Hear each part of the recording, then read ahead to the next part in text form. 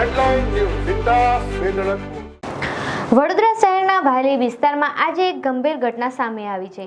અહીં આવેલ સરકારી મંડળીની જૂની દિવાલ અચાનક ધરાશાયી થઈ ગઈ હતી। દિવાલ ધરાશાયી થતાં આસપાસના રહેવાસીઓમાં ભયનો માહોલ છવાઈ ગયો છે। વડોદરાથી થોડાક જ દૂર આવેલ ભાયલી ગામમાં એક સમયે સરકારી મંડળી હતી। આજે એનું અસ્તિત્વ માત્ર જૂની ઇમારતો અને ધરાશાયી થયેલ દિવાલોના અવશેષોમાં જ સચવાઈ રહ્યું છે। વહેલી સવારે દિવાલ ધરાશાયી થતાં તંત્ર સામે અનેક સવાલો ઊભા થઈ રહ્યા છે। જો કે સમગ્ર મામલે કોઈ જાનહાનિ થવા પામી ન હતી। સાથે સ્થાનિકોની માંગણી છે કે વહેલી તકે આ મંડળીનું સમારકામ થવું જરૂરી છે। તો લોક માર દો ને તમે આ રીતે કઈ રીતે કહી શકો છો? હે, આનો જેનો રસ્તો એનો તમે આ રીતે કઈ રીતે કહી શકો છો?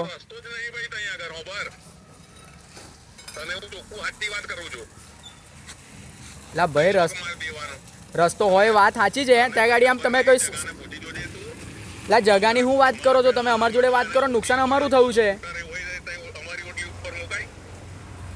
પણ તમારે ઓડી પર થોડું મૂકી તો અહીં બીજી અહીં વર્ષોથી પડી રહી છે, તારે તમારે દેખાયું નહીં?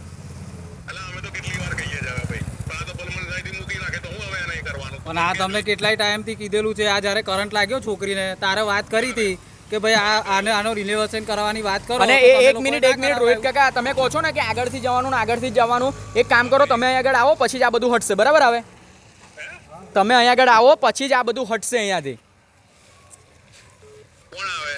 તમે ખુદ આવો તો જ આ વસ્તુ અહીંયાથી હટશે। તમે કહો છો ને કે તમારા લોકોએ આગળથી જ જવાનું ને આગળથી જ આવવાનું, તો કેમ પાછળની જગ્યા છે તો કોઈ આવી નહીં જઈ શકતું? ગઈકાલ રાત્રે ભાયલી ગામની જે સરકારી મંડળી છે તેની અંદર આ દિવાલ છે જે ધરાશાયી થઈ છે, ને આના પહેલાં પણ અમે જે પણ આનું સંચાલન કરે છે અને જે પણ આની દેખભાલ રાખે છે તેઓને અમારા દ્વારા આહ્વાન કરવામાં આવ્યું હતું કે આનું જલ્દીથી જલ્દી નિરીક્ષણ કરવામાં આવે અને આનું મતલબ બાંધકામ કરવામાં આવે। તે છતાં પણ હજુ સુધી કોઈ પણ વસ્તુનું આગળ નિરીક્ષણ કરવામાં આવ્યું નથી કે આનું બાંધકામ કરવામાં આવ્યું નથી, જેના કારણે આજે ભાયલી ગામની અંદર આવા જવાનો જે રસ્તો છે તેની નીચેની જે દિવાલ છે તે તૂટીને પડી ગઈ છે અને જે મોપેડ છે તે પણ દબાઈ ગયું છે।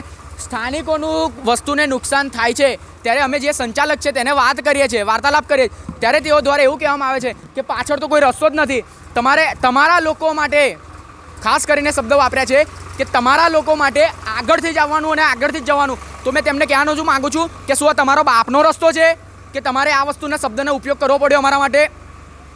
જ્યાં સુધી આનું નિરાકરણ નહીં કરવામાં આવે ત્યાં સુધી આ વસ્તુ કોઈ પણ વસ્તુ અહીંયાથી હટવા નહીં દઈએ અમે।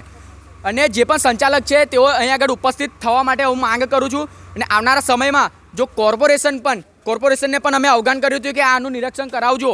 અમે એ જ માંગ કરીએ છીએ કે આને તોડી પાડવામાં આવે, અધરવાઇઝ આનું રિનોવેશન કરવામાં આવે, જેથી કરીને આવનારા સમયમાં જે આ જર્જરિત દિવાલો છે તેના કારણે કોઈની જાનહાનિ ના થઈ જાય।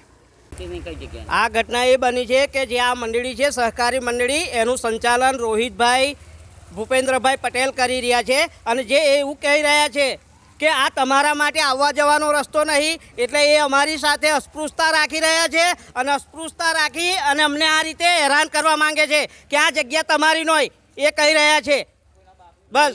અને અમે એક જ છે કે આ જે એનું બાંધકામ થયું ત્યારનો પણ અમારી કને નકશો છે, એ નકશો છે કેટલું બાંધકામ છે એ બધું અમારી કને લેખિતમાં લખેલું છે। અને જે રોહિત કાકા કહે છે કે આ રસ્તો તમારા માટે ન હોય, એટલે અમારી સાથે બધા ઉચ્ચ શબ્દો વાપરી રહ્યા છે।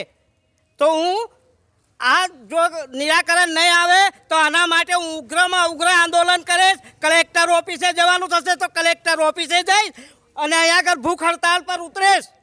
આ હું મારી જાહેરાત કરું છું અને રોહિત કાકાને કહીશ કે આ રસ્તો આવવા જવા માટેનો છે ને છે। હા, અને આ કોઈને બાપની જાગીર નહીં, આ સરકારી જગ્યા છે। મારું નામ જગદીશભાઈ ગોકળભાઈ સોલંકી, હું એક સામાજિક કાર્યકર છું અને મારું જન્મભૂમિ અહીં છે અને વર્ષોથી અમારો આવવા જવાનો આ જ રસ્તો છે।